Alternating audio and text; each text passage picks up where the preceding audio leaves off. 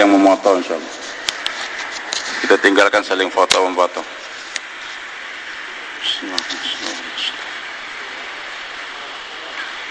Bismillah, alhamdulillah, wassalatu wassalamu ala rasulillah Sayyidina Muhammad ibn Abdullah wa ala alihi wa man ittaba'a hudahu, amma ba'd. Fa'udzu billahi minasy syaithanir rajim. Bismillahirrahmanirrahim. Wal 'asri innal insana lafi khusr illa alladhina amanu wa 'amilus solihati wa tawasaw bil haqqi wa tawasaw bis sabr. Wa yaqul azza wa jalla Qul hadhihi sabili ad'u ila Allahi 'ala basiratin ana wa man ittaba'ani wa subhanallahi wa ma ana minal musyrikin. Wa yaqul aidan wal mu'minuna wal mu'minat ba'dhum awliya ba'd ya'muruna bil ma'ruf wa yanhauna 'anil munkar wa yuqimuna as-salata wa yu'tuna az-zakata wa yuti'una Allah wa rasulahu ulaika sayarhamuhumullah innallaha 'azizun hakim. Wa yaqulu Rasulullah sallallahu alaihi wasallam khairun nisa man idza nadharta ilayha sarratka wa idza amartaha ata'atka wa idza ghibta anha hafizatka fi nafsiha wa malika. Wa yaqulu aidan ay imra'atin matat wa zawjuha anha radin dakhalatil jannah atau kama qala an-nabi sallallahu alaihi wasallam. Hadirin yang dimuliakan oleh Allah Subhanahu wa taala, Allah yang menciptakan dan Allah yang memerintahkan. Allah telah menciptakan kita sebagai umat Nabi Muhammad sallallahu alaihi wasallam. Dan ada perintah yang Allah berikan kepada umat Nabi Muhammad sallallahu alaihi wasallam. Selain beribadah juga berdakwah. Imam Syafi'i rahmatullah katakan dalam mafhum ucapan beliau nih, kalau sekiranya Al-Qur'an tidak turun kepada ini umat, hanya satu surah yang pendek nih, suratul Asr, 3 ayat, lakafathum, sudah cukup kata beliau. Di mana dalam surah yang pendek dalam Al-Quran 3 ayat ini Allah berikan 2 tanggung jawab, 2 kerja umat Nabi Muhammad SAW, sama ada laki-laki atau wanita. Wal 'asr demi masa innal insan, sungguhnya setiap manusia dari umat Nabi Muhammad SAW. Karena ini suratul Asr tidak ada di Taurat, di Injil, hanya dalam Al-Quran. Jadi ini umat Nabi Muhammad SAW dalam kerugian. Bagaimana selamat daripada itu kerugian dunia akhirat? Illa alladzina amanu wa 'amilus sholihat. Kecuali mereka yang beriman, beramal saleh. Tanggung jawab pribadi masing-masing. Al-mas'uliyah al-infiradiyah, kata Maulana Ibrahim. Kemudian yang kedua, al-mas'uliyah al-istimaiyah, wa tawassaw bil haqq wa tawassaw bis sabr. Jadi ini umat dimuliakan oleh Allah, diberikan kerja kenabian. Mereka bukan nabi, tapi diberikan kerja kenabian ya Allah Subhanahu wa taala. Bahkan dalam kitab Hayatus Sahabah, Allah juga telah katakan kepada Nabi Daud alaihissalam bahwasanya ini umat Nabi Muhammad SAW ummatun marhumah, umat yang mendapat limpahan kasih sayang banyak oleh Allah. Ciri daripada limpahan kasih sayang Allah berikan pada Nabi Muhammad adalah a'taituhum iftaratu alaihim ma iftaratu al-anbiya. Aku berikan kefarduan kepada mereka sebagaimana kefarduan yang aku berikan kepada para anbiya sallallahu alaihi wasallam, khususnya dakwah. Kemudian wa a'taituhum minal nawafil ma a'taitul anbiya. Dan aku berikan amal-amal nafil sebagaimana aku berikan kepada para anbiya. Untuk apa itu semua kemuliaan yang Allah berikan kepada ini umat, diberikan kerja yang sama dengan kerja para anbiya, hatta ya'tuni yaumil qiyamah nurum misl nur anbiya, sehingga mereka hari kiamat datang kepada aku, nur mereka sama dengan nurnya para nabi. Bahkan kursi ini umat nanti sejajar dengan kursinya para anbiya. Cuman bedanya di kursinya para anbiya ada stempel kenabian, sedangkan di kursi umat Nabi Muhammad SAW tidak ada itu stempel kenabian tadi. Dan anehnya lagi, hadirin Allah Subhanahu wa taala, Allah tidak pernah mengutus nabi wanita, enggak pernah. Semua nabi laki-laki. Semua nabi adalah laki-laki. Kecuali sebagian orang yang tidak memahami Al-Qur'an mengatakan juga nabi itu ada wanita. Karena dapat wahyu seperti ibu Nabi Musa alaihissalam. Tidak. Beliau bukan dapat wahyu yang berupa wahyu untuk disampaikan pada umat, tidak. Hadirin Subhanahu wa taala, Allah telah jelaskan berkali-kali, wa marsalna qablaka illa rijalan nuhi ilaihim. Wahai Muhammad SAW, kami tidak pernah mengutus satu orang pun yang kami wahyukan kepada mereka kecuali laki-laki.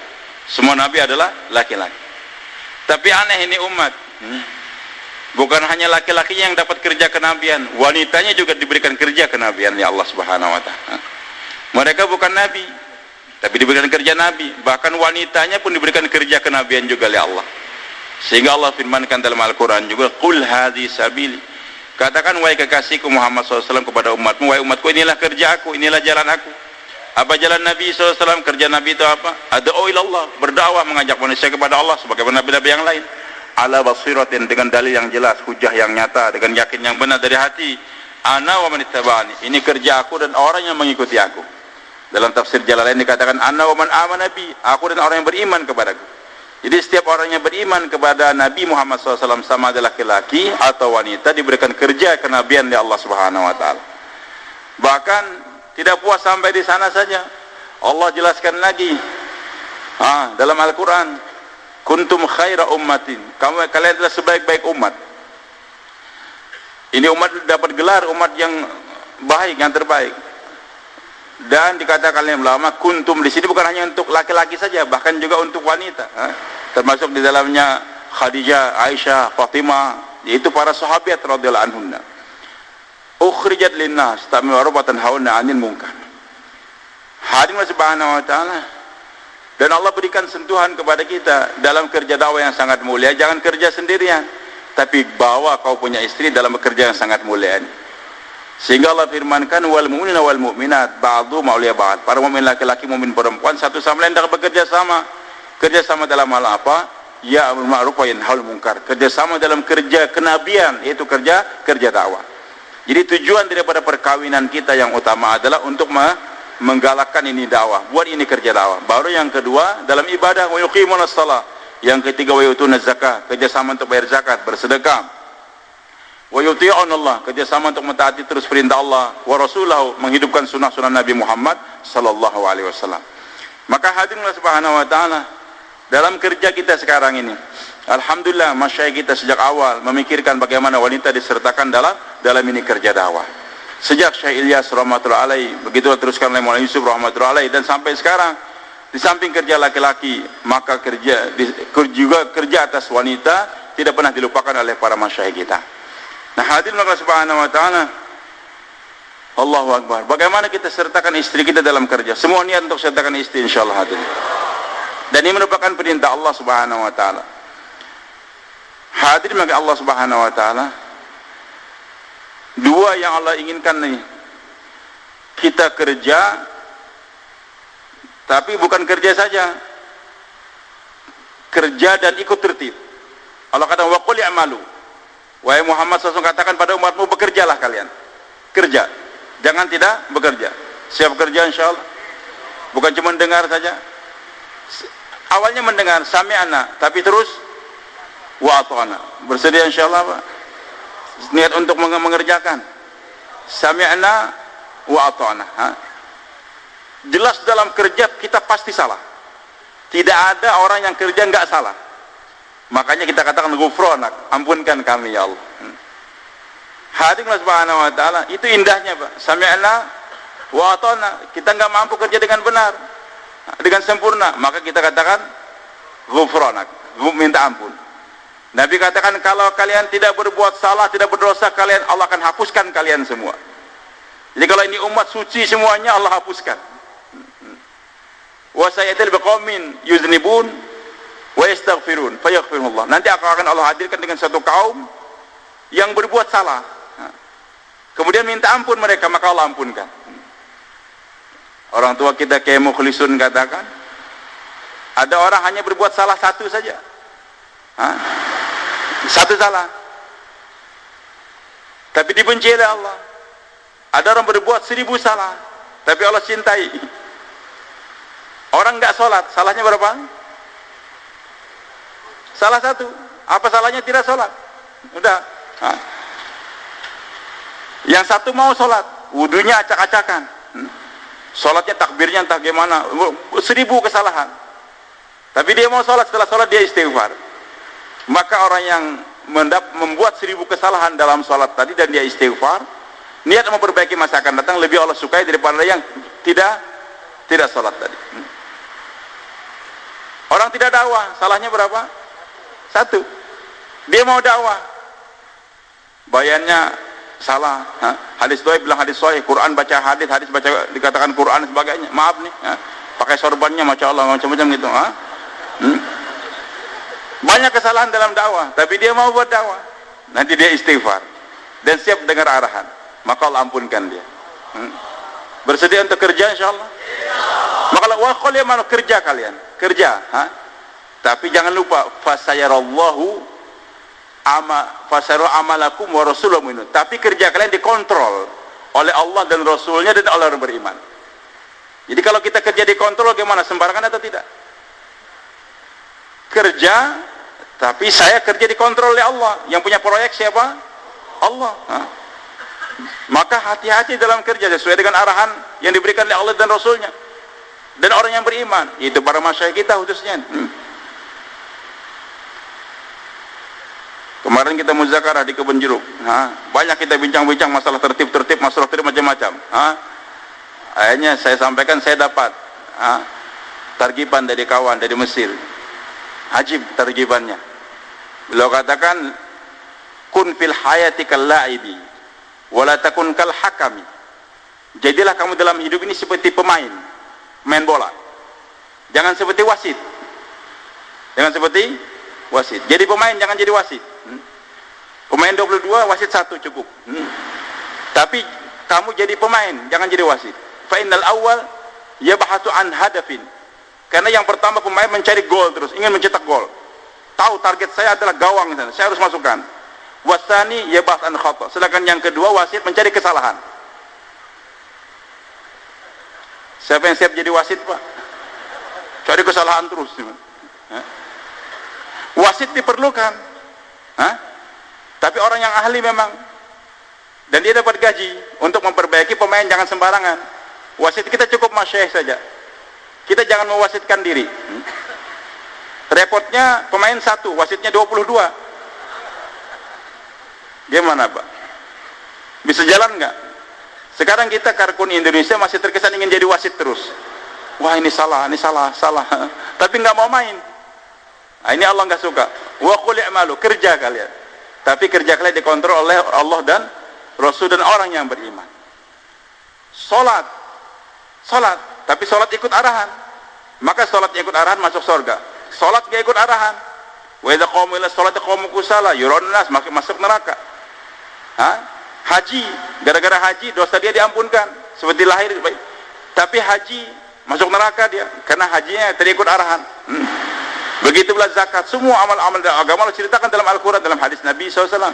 Jadi kita harus beramal tapi ikut arahan. Kalau hanya sekedar beramal saja, maka justru akan membawa ke dalam api neraka. Sama dalam kerja dakwah kita. Bahkan Pak Cacap kemarin sudah sampaikan sejak awal, Maulana Amal Hasan ketika membaca ini ayat, amilatun nasibah, kerja keras, banting tulang dalam ibadah dia, nasibah, bahkan dia banting tulang dia, betul-betul semangat, kerja habis-habisan, tapi sayang, tasla narun hamiyah, menuju dalam api neraka jahanam. Jadi kerja habis, ada kerja agama, dia bukan kerja apa-apa, betul-betul zikir kuat, salat kuat, jaulahnya kuat dan sebagainya, tapi justru kerja dia mengantarkan dia ke neraka, karena tidak ikut arahan. Bersedia ikut arahan insyaallah. Maka hati Allah Subhanahu wa taala bagaimana menyertakan istri kita nih, maka ikut arahan. Sekarang alhamdulillah kerja dengan targipan alim ulama kita, para masyayikh kita sudah kerja sekarang. Sehingga sekarang bagaimana kita membawa mengarahkan. Ada teman kita bilang masyarakat Indonesia ini paling mudah untuk digerakkan. Masyarakat yang paling mudah digerakkan itu adalah masyarakat Indonesia ini. Cuman diarahkan yang susah. Digerakkan mudah, mari demo mudah. Cuman diarahkan. Masyarakat yang lain itu kadang-kadang susah untuk digerakkan. Tapi kalau sudah bergerak mau diarahkan. Kita ini mudah digerakkan tapi susah untuk diarahkan. Bersedia diarahkan insyaallah. Makanya 4 bulan sekali kita kumpul, nanti kena zaman kumpul lagi supaya kita mau mendengarkan arahan. Nah, hati Allah Subhanahu wa taala, Allahu Akbar. Target harus kita kejar. Tapi jangan lupa tertib. Jangan sampai kita gara-gara kejar target lupa tertib. Maka hati Allah Subhanahu wa taala, bagaimana kita sertakan istri kita ini? Allahu Akbar. Pertama, alim ulama kita jelaskan, Untuk apa istri kita bawa dalam ini kerja dakwah? Targetnya apa sebenarnya? Jangan lupa nih, dua saja targetnya. Pertama, bagaimana istri kita itu paham suami saya ini dai, suami saya adalah dai, dan saya harus mendukung dia sebagai seorang dai. Saya sebagai partner dia dalam kerja dakwah. Kita ciptakan istri saya ini bagaimana istri saya paham bahwa saya ini adalah dai, sebagaimana pahamnya istri polisi, istri tentara. Coba tanya Pak polisi itu, biasa sebelum menikah, polisinya dipanggil atau dia izin, komandan mau menikah nih, dengan siapa? Dengan fulana. Umpamanya namanya siapa, susah juga nyebut nama perempuan, ya fulana gitu saja. Maaf, anggaplah Fatimah. Baik, sebelum ketika dipanggil itu Fatimah, calon istrinya tadi, saya tidak menjelaskan masalah hukum nih, ini masalah kepolisian, Pak. Fatimah, betul kamu akan kawin dengan Yanto? Polisi, betul Pak. Kamu tahu suami kamu siapa? Tahu Pak. Siapa? Polisi. Kamu tahu suami kamu suatu saat nanti akan pergi meninggalkan kamu untuk tugas? Bersedia tinggal? Bersedia. Semua sudah bersedia, baru adakan izinkan, baru lapor ke KUA dan sebagainya. Maka karena sudah berperjanjian begitu,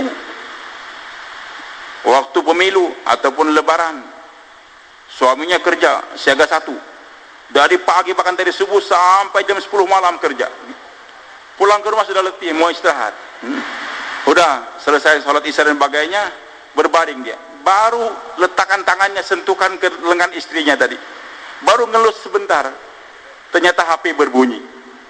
Komandannya, Yanto, itu ada penembakan tuh di kecamatan kamu, di mana kamu sekarang? Cepat atasi. Apa yang terjadi? Maka polisi cepat-cepat lepas itu pegangan, pakai baju dia. Dek, kita jam mata akhir saja dia. Maaf, aku mau berangkat. Maaf nih. Ya. Dan istrinya pun paham, karena saya ini istri polisi, langsung bergegas juga siapkan sepatu dan sebagainya. Memahami, karena istri polisi. Nggak berani itu istri bilang, bang, itu komandan kacau itu, banting itu HP, ini hak aku bang. Berani itu perempuan? Nggak berani dia, karena dia paham saya ini istri polisi. Istri tentara juga begitu. Baru kawin seminggu, dapat tugas ke Papua sana, ke Irian Jaya sana. Bahkan tugasnya 1 tahun, nggak main-main. Diberitahukan istrinya pun senyum, walaupun mungkin agak tangisan juga di hati dia, tapi dia tampakkan senyuman. Berangkat bang, jangan khawatir. Aku akan jaga diriku dengan baik. Bahkan mulai hari ini hati aku injak bang. Aku nggak akan chattingan, SMS-an dengan laki-laki yang lain. Percayalah bang, aku sudah pernah masturah dengan ayahku dulu bang. Dia berangkatkan di pelabuhan dengan senyuman 1 tahun. Kenapa? Karena dia paham saya adalah istri tentara. Nah ini yang kita inginkan daripada istri dai pak. Baru pulang, lama suami sudah nggak pulang. Dia pun berdandan. Ternyata ketika Abu Haythama sampai di Madinah, Madinah sepi, orang pada berangkat semua ke Tabuk, sedangkan dia baru pulang dari Takaza. Dia pulang sebentar untuk menjenguk istrinya, ternyata istri sudah berdandan, musim panas, disiapkan air yang sejuk, begitu pula kemah yang sudah bagus, karena rumah panas sekali, dibuatkan jerami kemah. Abu Rehana asik memandang kepada istrinya tadi. Sementara di sana Nabi SAW bertanya, mana Abu Haythama? Satu orang mengatakan, ya Rasul, dia sudah munafik, nggak berangkat sama-sama kita. Sahabat Nabi katakan, tidak ya Rasulullah, dia orang baik, saya tahu dia. Abu Haythama melihat istrinya yang cantik, air yang dingin, tapi saat-saat memandang istrinya terbayang dengan pandangan langkah-langkah kaki Nabi dan para sahabat di padang pasir di sana. Dia katakan, wahai Abu Haythama, tidak adil kau bersama istri kamu yang cantik dengan air yang dingin, dengan kemah yang sejuk, sementara Rasul dan para sahabat di tengah padang pasir di sana. Maka dia katakan, wahai istriku, siapkan kembali kendaraanku untuk berangkat mengejar Rasulullah SAW. Istri dai siap kembali, siapkan kuda dengan pelalanya. Suami berangkat, belum sempat menyentuh itu istri lagi. Maka ketika Nabi sampai di Tabuk, Nabi menunggu-nunggu kapan Abu Haythama datang. Ternyata kepulan daripada debu datang. Nabi berharap, kun Abu Haythama, mudah-mudahan dia ini sahabatku Abu Haythama. Dan ternyata betul dipeluk oleh Nabi SAW. Dia katakan, saya hampir hancur ya Rasulullah. Itulah istri hadir. baru melahirkan, dibawa di padang pasir yang tandus sana, tidak ada keluarga, tapi siap untuk ditinggal. Mudah-mudahan istri anda begitu insyaallah. Hadirin mas bahas ini yang kita target yang pertama, bagaimana istri saya paham suami saya adalah dai dan saya siap ditinggal kapan saja. Korbankan apa yang saya miliki, kalung, gelang dan sebagainya, sebagaimana Khadijah radhiyallahu anha. Siap korbankan segala. Ini yang pertama. Jadi jangan lupa target daripada saya bawa istri saya ta'lim keluar sebagainya, bagaimana istri saya paham saya ini adalah sebagai seorang dai. Sehingga ketika malam Jumat rumah diketuk, dia nggak akan buka pintu. Dia tahu pasti orang jahat yang ngetuk pintu malam Jumat ini. Nggak benar. Saya suami kamu, bukan. Barangkali kamu jin yang menyerupai suami saya. Suami saya itikaf ini malam Jumat, nggak ada pulang ke rumah. Dek, malam Jumat malam ini dia malam Jumat malam itikaf, bukan malam istikaf, bukan malam istikaf. Maka pintu nggak akan dibuka. Suami kembali ke kebun jeruk lagi. Dia paham. Malam Jumat adalah malam itikaf. Hadirin Allah Subhanahu wa taala. Ini istri yang senantiasa mendorong kerja. Bang, kenapa nggak keluar bang? Ini 3 hari. Berapa jamaah yang dibentuk? Kapan takazah sebagainya? Itu yang dia inginkan. Kemudian yang kedua, hadirin subhanahu wa ta'ala, mudah-mudahan sampai ke sana insyaallah istri kita. Dan sudah banyak terjadi alhamdulillah. Maulana Yusuf rahmatullahi alaih begitu sibuknya dalam kerja dakwah, sibuk dalam kerja dakwah. Saya tahun 86 pertama kali ke Nizamuddin dari Mesir. Waktu itu ya maaf, Indonesia sedikit sekali, bahkan kita ta'lim zuhur pun juga Indonesia nggak ada, dengan orang Arab saya. Berapa orang saja? Teman kami sekarang dia syuro Mesir, Syekh Hasan Nasir namanya. Dia katakan, Lutfi kamu lihat nggak itu tirai itu? Yaitu kain goni saja. Itu adalah tirai yang memisahkan antara Masjid Nizamuddin dengan rumah Syekh Yusuf rahmatullahi alaih. Maka begitu sibuknya Maulana Yusuf dalam menghandle ini kerja dakwah, kadang-kadang nggak sempat untuk masuk ke rumah beliau. Bukan 1 hari, sampai 2 minggu kadang-kadang. Bahkan satu saat teman akrab beliau Maulana Manzur An-Nu'mani rahmatullahi alaih bersama istrinya datang ke Nizamuddin. Istri masuk ke rumah, Maulana Manzur pun menunggu. Ternyata laporan daripada istri Maulana Manzur, istri Maulana Yusuf sakit keras. Tolong bagitahukan kepada Syekh Yusuf, istri yang sekarang sakit, jenguklah sebentar. Maulana Manzur pun memberitahu, Yusuf, istri kamu sekarang sakit, jenguklah sebentar. Maka Maulana Yusuf yang menghandle dakwah waktu itu, beliau katakan sebentar. Hadirin subhanahu wa ta'ala, katakan pada istriku aku akan datang sebentar lagi. Tapi waktu yang ada untuk buat istri hanya setengah jam saja. Hanya setengah jam. Hadirin subhanahu wa ta'ala, rukhsah itu dalam agama memang ada, Pak. Orang sakit perut, sakit kepala, kan boleh nggak ke masjid dia sakit.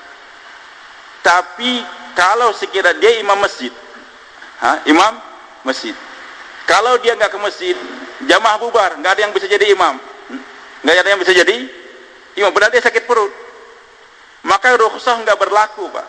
Dalam keadaan sakit perut dia harus berangkat dan berangkat. Bagaimana supaya bisa tetap jadi imam dia? Bisa dipaham tuan-tuan? Kalau imamnya masih banyak, pengganti banyak, nggak apa-apa dia nggak ke masjid, rukhsah. Tapi kalau nggak ada imam kecuali dia, dalam bagaimana harus ditandu, bagaimanapun dia harus datang ke masjid. Jadi nggak ada rukhsah, Pak. Mulai Yasramadri sakit perut, orang bilang Maulana nggak usah pergi, kami yang pergi sih. Beliau katakan tidak, saya harus pergi. 45 kali beliau buang air besar di kereta api. Berapa kali? Buang air besar 45 kali. Kemarin kami di Brazil terakhir jumpa dengan ada orang 72 tahun umurnya, dari Libanon. Ngomong-ngomong, saya bilang nih maaf, ya maaf saya nggak memuji Pak Cecep. Tapi yang saya bercanda saja. Ini Amir kami ini 74 tahun. Bahkan baru pasang ring 3 berangkat kemari. Begitu? Kok pasang ring masih berangkat? Di tempat kami orang sakit gigi aja nggak jadi berangkat. Dan saya sudah ingatkan, Pak, gimana masih berangkat juga, nggak usah berangkat. Ya paling kan resikonya saya mati, kata Pak Cecep di sana. Ini yang kita inginkan, bersedia insya Allah. Maka manusia merasa Ini nggak ada rukhsah, saya harus layani orang datang ke Nizamuddin nih. Akhirnya beliau katakan, karena istri udah sedang sakit, bagi tahu istriku aku akan datang sebentar lagi, tapi ada waktu setengah jam buat dia. Utusan kembali, ternyata ajib itu istri.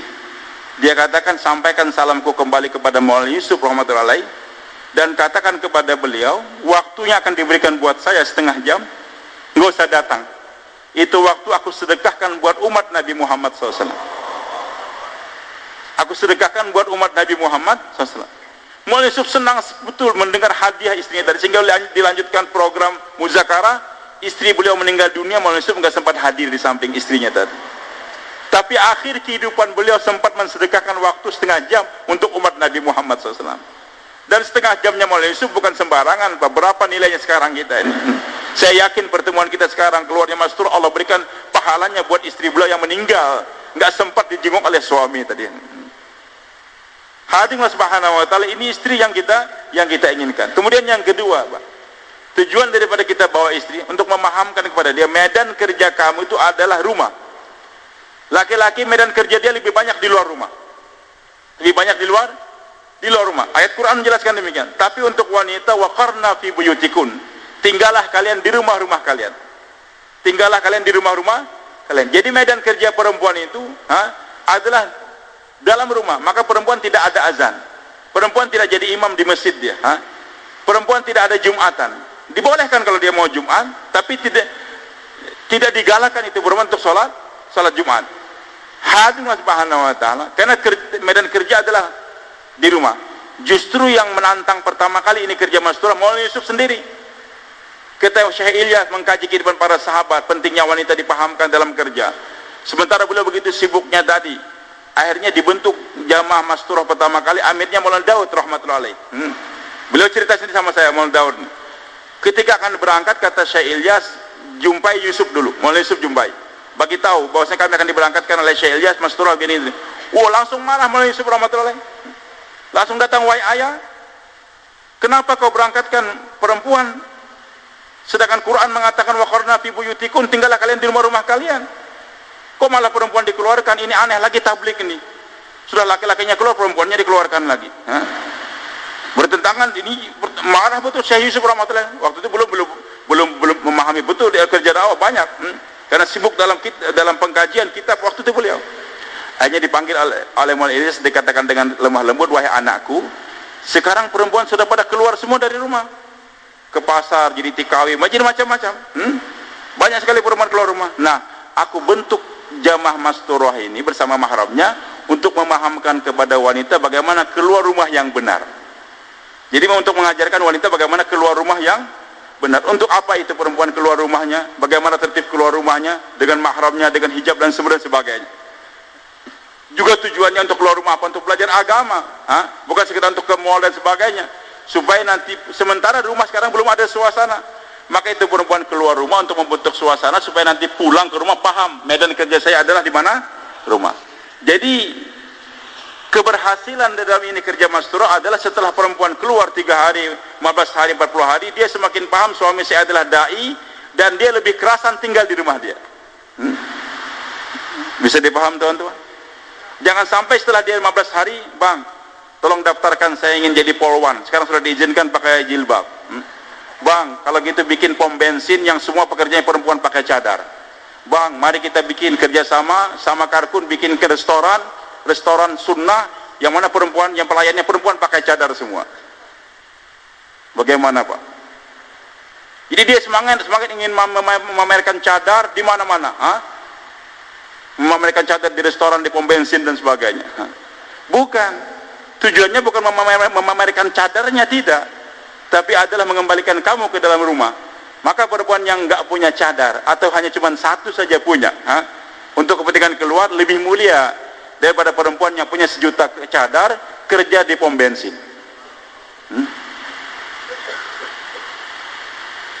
Sudah paham teman-teman? Hadirin subhanahu wa ta'ala. Jadi jangan sampai perempuan habis 3 hari atau 15 hari atau habis keluar negara jauh, tiap hari dia gentayangan nusrah jamaah terus. Enggak, dia semakin kerasan kerja tinggal di rumah dia. Insya Allah kita niatkan, Pak. Jadi tujuan kita bawa Masturahnya untuk mengembalikan perempuan ke rumah dia. Sampai saya katakan sama orang-orang Arab, saya bilang saya bersyukur, baru saya paham jasa daripada nenek-nenek kita orang Indonesia dulu. Ketika orang-orang ajdad, kakek-kakek kita dari Hadramaut datang dari Arab, kawin dengan nenek kita orang Indonesia, rata-rata dulu orang Arab dari Hadramaut nggak bawa istri, Pak. Hanya bawa bundelan gitu saja. Cuman kelebihannya saya bilang perempuan-perempuan Indonesia ini mutiat, wanita-wanita yang taat dan tinggal di rumah. Nggak ada perempuan kita waktu itu jadi TKW, nggak ada. Nenek-nenek kita tinggal di rumah waktu itu, taat, tinggal di rumah sehingga membina anaknya dengan baik, sehingga tercipta ulama-ulama sekarang di mana-mana. Nah, sementara dari 7 juta orang Libanon yang ada di Brazil sana, muslimnya tinggal 1 juta atau 1,5 juta. 5,5 juta itu Kristen sekarang sudah. Saya kira memang Kristennya dari Libanon, tidak, ayah mereka Islam, kakek mereka Islam. Bahkan di salah satu kota namanya Barretos, satu orang Palestina kakek, dia tinggal di sana, kawin dengan orang Brazil, anaknya kawin lagi dengan Brazil juga. Setelah meninggal anaknya lebih dahulu, masih di Mesir, dimakamkan secara Islami. Ketika kakeknya meninggal, cucunya langsung bawa dia ke gereja. Kenapa? Apa bedanya hadirin? Maaf nih, wanita-wanita Brazil, wanita karir semua, kerja semua, dan kawin dengan mereka muda. Setelah menikah, semangat suami istri untuk kerja, untuk meningkatkan ekonomi, untuk jadi orang kaya. Nyewa rumah sama-sama, nyewa toko sama-sama, kerja sama-sama, sehingga gak ada pendidikan anak lagi, sehingga generasi yang kedua aja sudah habis umat Islamnya di sana. Nah, hadirin sekalian, keberadaan wanita di rumah ini akan membuat generasi berikutnya akan generasi yang baik. Bersedia insyaallah, Pak? Jadi bagaimana kita ingin kembalikan wanita setelah ikut dakwah ini, istri kita semakin kerasan tinggal di rumah. Tapi untuk apa tinggal di rumah tadi? Itulah yang kita sering bunzakarakan. Bagaimana setiap wanita di rumah menjadi muallimah, dia menjadi guru untuk mengajarkan bagaimana cara berwudu, cara sholat dan sebagainya. Yang kedua, bagaimana itu wanita di rumah dia menjadi murabbiyah, memberikan tarbiyah yang baik kepada anaknya, mengajarkan kata Mu'tazilah Abidin, jangan kau ajarkan kemusyrikan pada anak kamu, awas tikus, awas hantu, awas polisi, awas tentara, tapi ajarkan ketauhidan Allah Sami', Allah Basir, Allah Alim. Dan yang ketiga, bagaimana itu perempuan di rumah dia bisa menjadi abidah, 24 jam hidup dia dalam ketaatan kepada Allah, dia enggak nonton TV dan sebagainya. Kemudian yang keempat, bagaimana itu perempuan hidupnya betul-betul sebagai seorang zahidah di rumah dia, penuh dengan kesederhanaan, penuh dengan kesederhanaan. Di samping dia mu'allimah, dia juga murabbiyah, dia juga sebagai seorang abidah, kemudian zahidah, dan juga bagaimana kehidupan dia di rumah dia tadi, dia juga menjadi daya, berdakwah kepada perempuan-perempuan yang datang ke rumah dia tersebut. Hadirin subhanahu wa ta'ala, bisa dipaham insyaallah, Pak? Jadi keberhasilan daripada kerja dakwah sejauh mana istri saya semakin hari merasa saya ini adalah istrinya dai, dan saya lebih kerasan tinggal di rumah saya. Kemudian hadirin subhanahu wa ta'ala, untuk membawa ke arah sana, maka kita mulai daripada ta'lim rumah. Mulai ta'lim rumah. Siapa yang sudah melaksanakan ta'lim di rumah dia, Pak? Angkat tangan. Masya Allah, alhamdulillah. Ta'lim dengan 6 sifat. Tadi saya lihat dari Karkuzari, dari Palu bagus nih. Ternyata ta'lim rumah dengan 6 sifat sudah membalap. Ta'lim rumah dengan tanpa 6 sifat. Dulu kita lihat jauh perbedaan yang jauh. Bahkan kita inginkan untuk tahun-tahun akan datang, semua rumah kita, rumah ahbab, rumah karkun, tidak ada ta'lim tanpa muzakarah 6 sifat. Kalau ta'lim biasa tanpa 6 sifat, itu namanya rumah orang yang belum keluar jalan Allah. Hadirin subhanahu wa ta'ala, ini besar Pak pengaruhnya ta'lim rumahnya, besar pengaruh ta'lim rumah. Allahu Akbar. Saya sering sampaikan juga, satu teman kita waktu kami di Jordan dulu, selesai 40 hari pulang ke rumah, TV haram.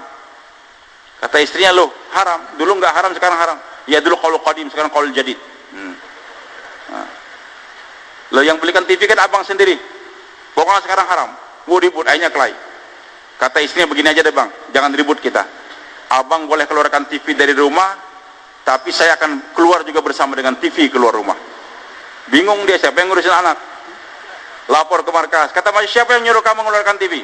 Nggak ada dalam arahan wafsi, bayan tangguh, keluarkan TV di rumah, nggak ada. Yang ada apa? Ta'lim. Ya ta'lim, hidupkan ta'lim. Alhamdulillah 27 hari berjalan, 3 hari keluar, pulang 3 hari, ta'lim terus berjalan. Ternyata TV sudah nggak ada. Dek, mana TV kita, Dek? Jangan tanya TV lagi, Bang. Aku sudah nggak senang lagi dengan TV. Selesai ta'lim, dibuka gudang, ternyata TV pecah. Kenapa dijual, dipecah? Dia kan bisa kita jual.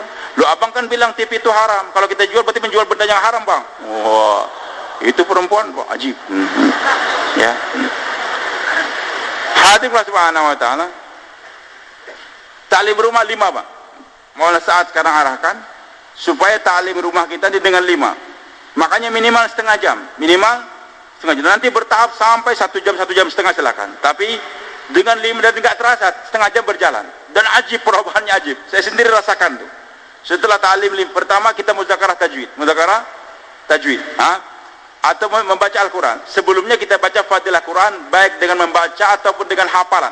Dengan hafalan. Saya hafal hadis Nabi SAW memanyakan khairukum man ta'allama al-Qur'an wa 'allamahu. Sebaik-baik kalian yang belajar Al-Quran dan mengajarkannya.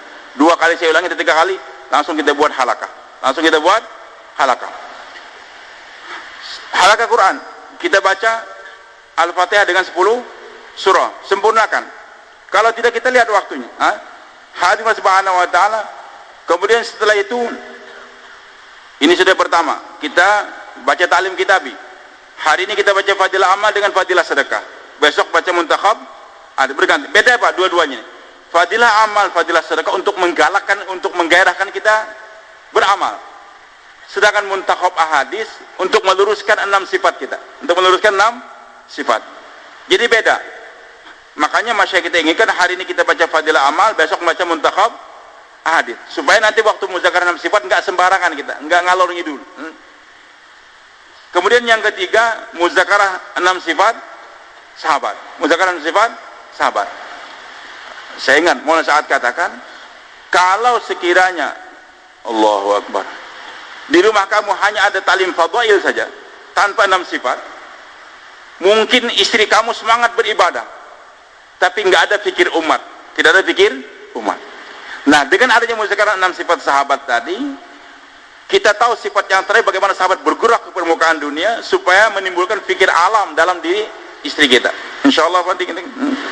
Dan hadir dengan muzakarah 6 sifat sahabat tadi, maka nanti kesemangatan untuk meniru para sahabat tertanam. Hari ini kesemangatan untuk ikut Superman, Gordon Plus dan Gordon enggak tahu dah, enggak pernah menonton memang. Itu hilang. Dengan muzakarah 6 sifat sahabat. Bersedia insyaallah. Hadirin subhanahu wa ta'ala, penting. Dan yang keempat, ujung daripada 6 sifat sahabat, tashkil. Setelah kita menjelaskan dari sifat, maka untuk mendapatkan sifat-sifat tadi, kita hendak keluar jalan Allah subhanahu wa ta'ala. Saya tashkil, adik, kapan negara jauh? Kita tashkil mulai dari negara, negara jauh 15 hari aja belum, Bang. Tapi kamu niat negara jauh. Dan sebelum negara jauh ke India, Pakistan, bersedia untuk menyebut India, Pakistan, kamu 15 hari. Jadi kita targetnya langsung ke negara jauh. Supaya istri kita paham sejak hari pertama ta'lim, saya punya tanggung jawab untuk berangkat ke negara jauh. Bersedia insyaallah. Baru nanti targetnya, terakhir ini 3 hari kapan? Sudah 3 bulan berlalu. Minggu depan. Enggak apa-apa. Nanti besok istri kita yang ta'lim. Dia baca fadilah amal, kemudian juga muzakarah 6 sifat tadi, muzakarah 6 sifat bergantian. Apakah hari ini saya yang baca talim kitabi, besok muzakarah 6 sifatnya istri kita? Yang jelas nanti istri kita juga naskil. Bang, ke negara jauhnya kapan, Bang? Aku sudah siap nih. Cuman uang kurang 5 juta. Jangan takut, Bang, ambil, aku punya gelang, Bang. Masya Allah. Bersedia demikian insyaallah. Itu mereka dia naskil. Besoknya anak kita. Abi, kapan bawa Umi ini ke negara jauh? Kapan India, Pakistan? Loh, adik kamu yang kecil gimana? Tenang, Bi, kami yang jaga. Abi berangkat saja. Bersedia insyaallah, Pak. Kalau nggak ada begitu, Abi saya anak berangkat sama Umi. Aku yang capek nih ngurusin adek, Bi. Itu kita rasakan, Pak, nikmat. Jadi kalau talim tadi ada, Masya Allah, anak kita pun siap untuk menjaga adeknya. Bersedia insyaallah. Kemudian yang terakhir, yang kelima, talim. Siapa yang muzakarah 6 sifat? Siapa yang sudah melaksanakan talim dengan 5 ini, Pak? Yang lainnya kapan untuk meniatkan? Kita harapkan target nanti bulan, alhamdulillah sudah banyak dari dekat Kuzairi, sudah banyak peningkatan. Kita inginkan nanti pertemuan kita Agustus sebelum kan? Kemudian hadirin subhanahu wa ta'ala, tertib yang berikutnya Pak, kita bawa istri kita untuk mengadakan taklim mahalah mingguan. Taklim mahalah mingguan ini penting sekali, galakan kata Masih. Tapi persyaratannya hadirin subhanahu wa ta'ala, untuk mengadakan taklim mahalah mingguan tadi nggak sembarangan. Di sana sudah ada berapa orang lama laki-lakinya yang bisa menghandle kerja dakwah. Kalau belum ada jangan tergesa-gesa dulu. Kemudian ada berapa orang wanita, minimal 2 orang, 2 atau 3 pasang yang sudah berpengalaman, sudah 15 hari atau berkali-kali sudah dia keluar 3 hari, yang bisa menghandle. Dia mungkin sudah pernah 40 hari sama suaminya tapi nggak pandai menghandle, jangan diadakan dulu. Karena apa? Setrik betul-betul dia mengadakan ta'lim, mudzakarah dalam sifat. Kalau kita sembarangan saja diadakan, sementara istri kita membacanya belum becus lagi, belum bisa lagi 6 sifat. Nanti datang perempuan-perempuan yang lain, dia alimah, dia ahli politik dan sebagainya. Kok bacanya kitab-kitab gini terus, Bu, nggak ada perkembangan? Ya begitulah kami. Oh, bagaimana kalau nanti dia bawa buku lain? Dia bawa buku lain. Maka hadirin nggak sembarangan. Dan itu pun kalau sudah rumahnya juga betul-betul jangan sampai terdengar taklimnya di laki-laki yang lain sebagainya. Nanti kita laporkan dulu, jangan diadakan langsung, laporkan ke markas. Nanti orang markas ngontrol munasib atau tidak. Kalau sudah munasib baru kita adakan. Dan penting sekali kita adakan. Kemudian taklim malam mingguan bukan hanya untuk karkunah saja istri kita usahakan mentargib orang-orang kampung, wanita kampung hadir juga dalam. Hadir masya Allah. Musyawarahnya ini 1 hari sebelumnya kita adakan. Umpamanya di tempat kami biasa hari Jumat, taklim malam mingguan. Nanti musyawarahnya hari Kamis. Dan suami menyampaikan kepada istrinya tugas masing-masing. Jangan sampai lupa. Hadir Allah Subhanahu wa taala. Kemudian hari Kamis atau hari Jumatnya kita dan waktu kita kunjungan 2,5 jam, kita juga ingatkan.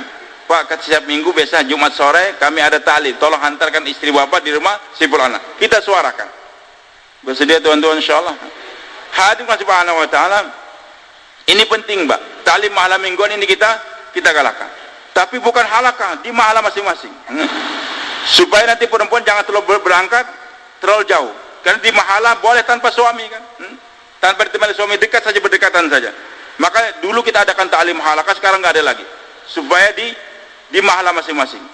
Nah hadirin subhanahu wa ta'ala, juga jangan sampai kita ada undangan, wah kita mintalah perempuan yang lain untuk datang, jangan. Orang makanya kalau belum sekarang terpenuhi persyaratannya jangan diadakan dulu.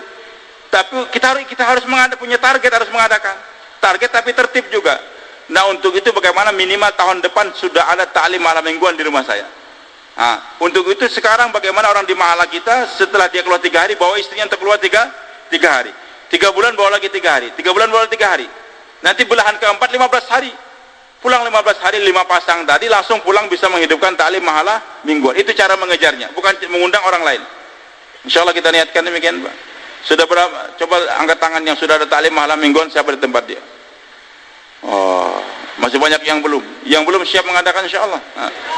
Hadirin subhanahu wa ta'ala. Kemudian tadi untuk setelah taklim tadi maka kita bawa keluar 3 hari istri kita. Nah idealnya hadirin, kalau sudah taklim rumah hidup, begitu pula muzakat dengan 5 tadi item saya katakan, istri kita sudah mulai hafal 6 sifat, tajwidnya bagus, nanti keluar 3 harinya itu enak, keluar 3 harinya bagus, istri kita nggak kagok lagi. Kenapa kadang-kadang istri kita takut dibawa keluar 3 hari? Karena di rumah kita nggak ada tajwid, dia ketakutan. Makanya kita mulai daripada taklim di rumah. Hadirin subhanahu wa ta'ala, kadang-kadang yang penting bawa keluar dulu.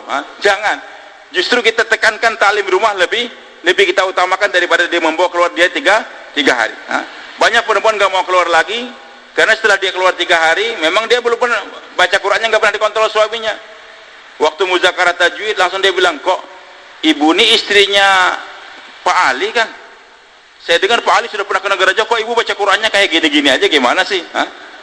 Hanya dia kapok keluar. Nah hadirin, untuk itu bagaimana penekanannya kepada taklim rumah lebih utama. Insyaallah kita niatkan demikian Pak. Kita bawa keluar 3 hari. Hadirin Allah, untuk persyaratan keluar 3 hari ini, suami sudah pernah keluar 3 hari.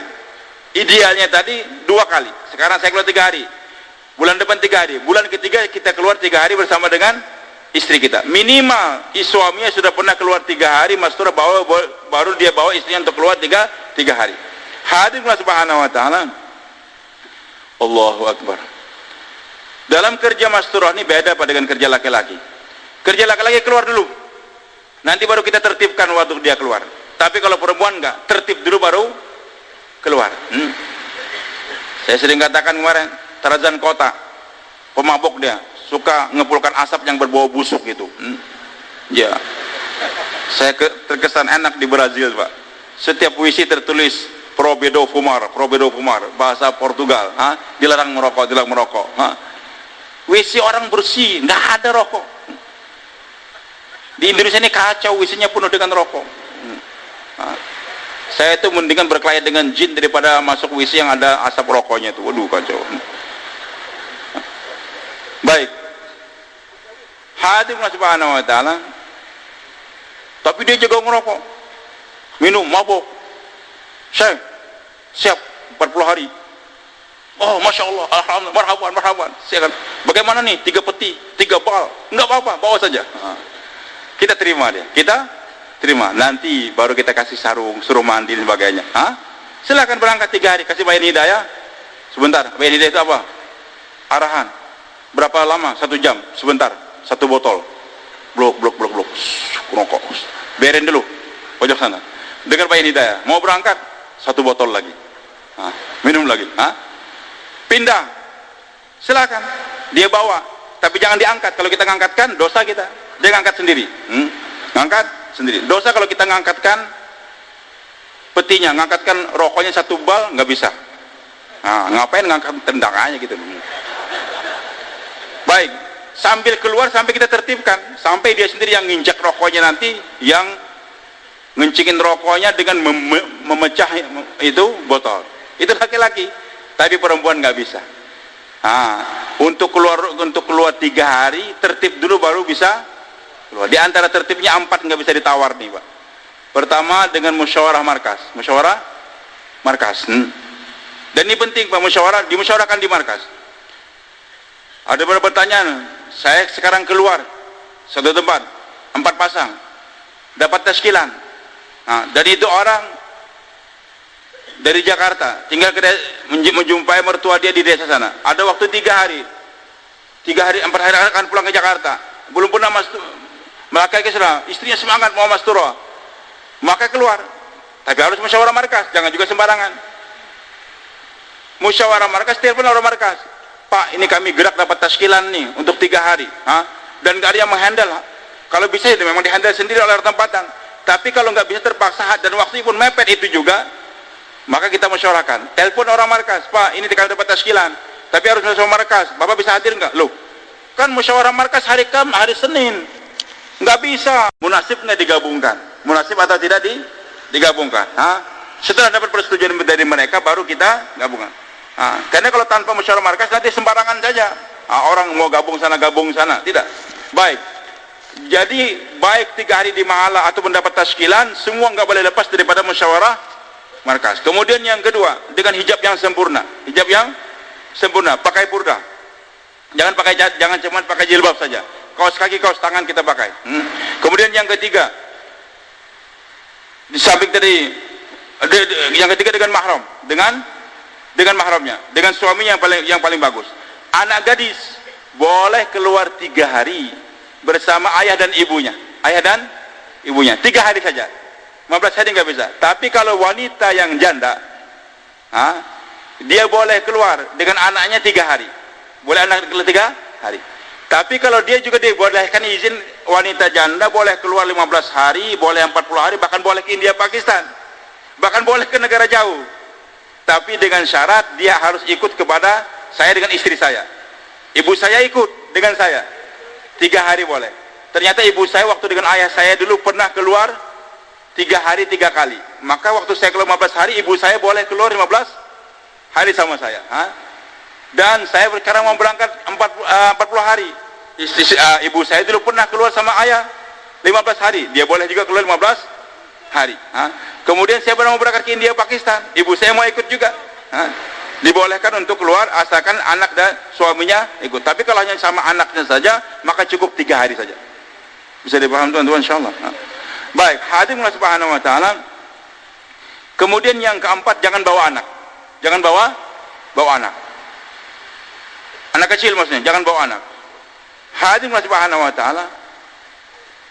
Ini tertib, Pak. Sebagian orang itu kan enggak bertentangan dengan Quran dan hadis bawa anak tersebut. Hadirin Allah, ini tertib untuk mengarahkan kita kerja.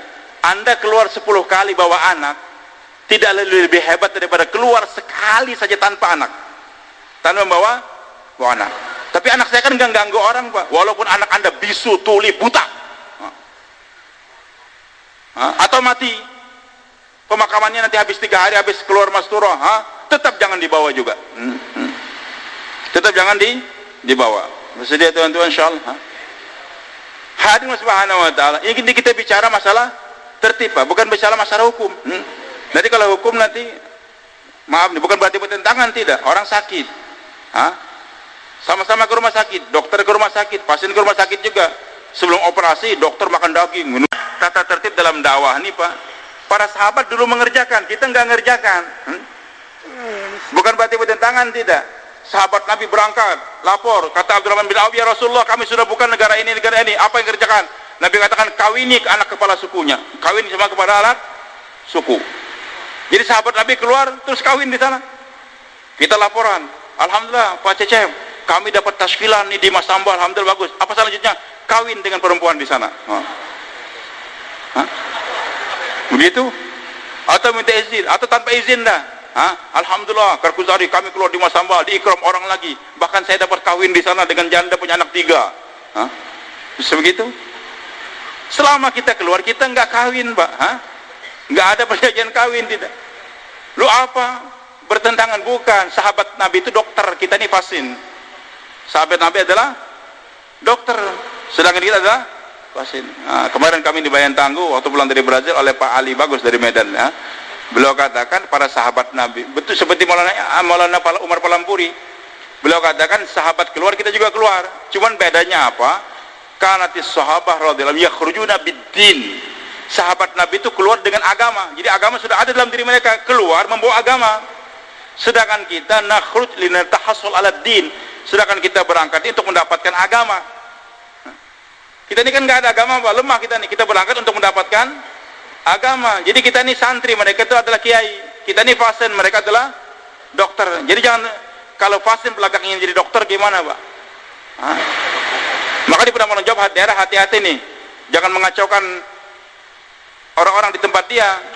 Itu paling kebijakan suro saja. Suro juga makhluk. Kerja ini, Pak. Kalau kerja kita sembarangan tanpa tertib, nggak ada kesembuhan, bahkan jadi fitnah nanti. Kita bijaksanain sendiri saja. Jangan. Ini untuk mengarahkan kita kepada tertib yang benar. Tadi kita muzakarah lama. Ini kan yang penting orang lama kita luruskan, Pak.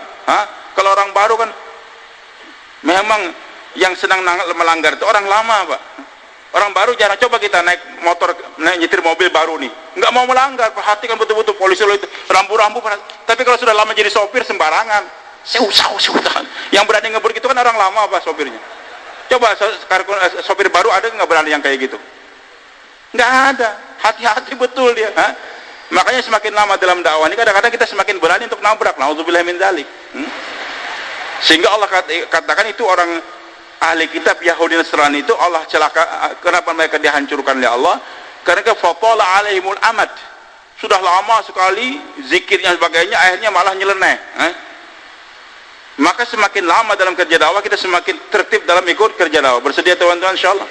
Justru orang lama nih, maaf, di daerah dia membantu. Jangan sampai mereka nanti Jakarta juga nggak tahu, nggak apa-apa, terus saja berangkat langsung. Itu Jakarta juga makhluk juga, jangan terkesan makhluk. Jangan ada suara kayak gitu, Pak. Justru kita membantu menertibkan. Insyaallah kita niatkan demikian. Hadirin Allah Subhanahu wa taala. Baik. Nanti setelah 3 hari masyarakat kita berulang-ulang, Pak, sejak dulu kita musyawarah bahwasanya 3 hari ini ada nisab bagi wanita. Nisab bagi wanita. Dulu kita paham, ya wanita keluar kalau ada keperluan kita keluar, kalau enggak, tekankan betul-betul selama enggak ada halangan, selama tidak ada Haid bukan halangan. Haid bukan itu halangan sholat, tapi keluar tidak. Tetap kalau wanita haid dia tetap bisa keluar. Yang namanya halangan tadi kalau umpamanya suaminya meninggal dunia, maka itu perempuan selama masa iddah harus tinggal di rumah selama 4 bulan 10 hari. Kalau dia hamil, maka selama dia hamil dia di rumah terus. Itu masa iddah dia. Atau dia dicerai oleh suaminya, resmi sudah perceraian, maka selama 3 kali, belum 3 kali suci dia nggak boleh keluar rumah. Jangan sampai dia tantang suaminya, nggak apa-apa kamu cerai saya, nggak jadi masalah, saya bisa keluar dengan anak saya bisa keluar dengan abang saya. Baru dicerai suami 1 bulan, ikut 3 hari keluar masuk, haram. Walau perempuan yang iddah nggak bisa keluar 3 hari, dia harus tinggal di rumah dia. Nah ini namanya halangan. Ataupun dia baru melahirkan nggak bisa, atau baru melahirkan, maka dia nyusuin dulu. Nanti kalau sudah 4 bulan ke atas, daripada kehamilan dia hamil kan masih muntah-muntah, jangan keluar. Kalau sudah kehamilannya 4 bulan kan sudah nggak muntah-muntah lagi, di bawah 8 bulan dia bisa keluar 3 hari. Atau 15 hari juga dibolehkan.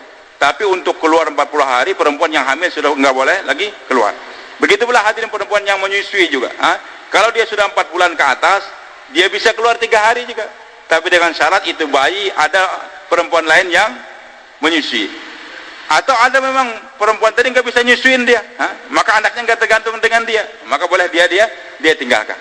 Nah hadirin Allah subhanahu, selama tidak ada yang menggantikan susu dia dan itu anak bayi tadi nggak mau menyusu susu yang lain, dia jangan keluar dulu, jangan keluar lebih dahulu.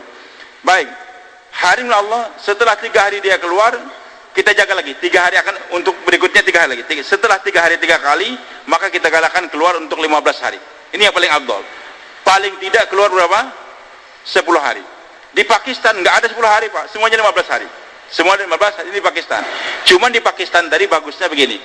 3 hari pertama datang ke markas Rewin, muzakarah 3 hari full tuh. Baru 10 hari tashkil, murni 10 hari. Setelah 10 hari, hari ke-11 balik ke markas untuk Karkuzari hari ini. Jadi hari ke-14 nya Karkuzari, kemudian nanti baru nanti bayar wafsi. Hari ke-16 nya baru dia pulang. Itu di Pakistan. Hadirin Allah, memang idealnya begitu. Nah kalau tidak kita 10 hari keluar, maka Bayan Hidayah diarahkan. Kalau Masya Allah di India, di Pakistan kan ada markas mereka bagus muzakarah. Nah kita sudah sepakat dulu, yang akan berangkat 10 hari atau 15 hari, hendaklah 1 malam bermalam dulu sama-sama. Bermalam 1. Kalau yang 3 hari orang oke, paginya kumpul Bayan Hidayah langsung berangkat. Tapi yang akan berangkat 10 hari atau 15 hari, sebelum berangkat di rumah Bayan Hidayah dia bermalam 1 malam. Untuk muzakarah sama dia, tertib dan sebagainya, baru besok 2 kali Bayan Hidayah. Sekali, kemudian nanti besok mau berangkat baru di Bayan Hidayah lagi. Bermalam 1 malam minimal. Baik. Hari subhanahu bayan tangguhnya kapan? Hari ke-11. Mau hari 12 silahkan. Tapi jangan sampai hari ke-10. Jangan hari ke-10. Bisa dipaham tuh insyaallah teman-teman. Kemudian hari subhanahu wa ta'ala, setelah dia keluar 15 hari, tahun 2009 di BSD kita, mulai saat senang betul-betul lihat, Masya Allah Indonesia sudah banyak yang keluar 15 hari. Tapi kok jarang sedikit datang ke India, Pakistan. Maka beliau katakan adakan jur masturah di mana-mana. Adakan jur masturah bagi yang sudah pernah keluar 10 hari atau 15 hari. Diadakan jur masturah. Hadirin subhanahu wa ta'ala, apa tujuannya jur masturah tadi? Supaya perempuan jangan stagnan, jangan berhenti pada pengorbanan sudah selesai 10 hari atau 15 hari, tapi dia harus tingkatkan lagi. Saya berangkat khususnya ke IPB, ke India Pakistan atau India Bangladesh, atau salah satu negara, India saja, Pakistan saja, atau Bangladesh saja, 40 hari. Kalau 2 bulan hendaklah dia 2 negara. Maka kita adakan jur masturah. Hadirin Allah, untuk jur masturah sekarang diringankan. Yang boleh ikutnya adalah yang pernah keluar 10 hari ataupun 15 hari. Tapi jangan dadakan 1 bulan, 2 bulan sebelumnya kita targetkan.